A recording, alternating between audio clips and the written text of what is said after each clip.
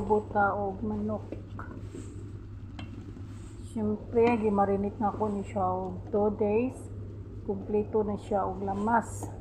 Di gyud nato kalimtan ang mga lamas-lamas, di ba?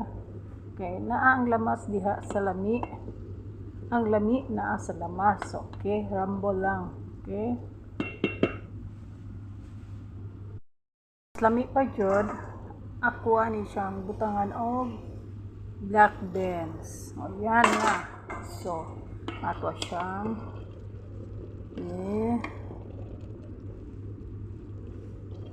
pailalom para masurop jud ang iyahang lasa.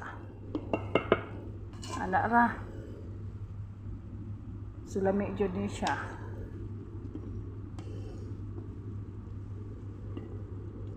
Adobong manok.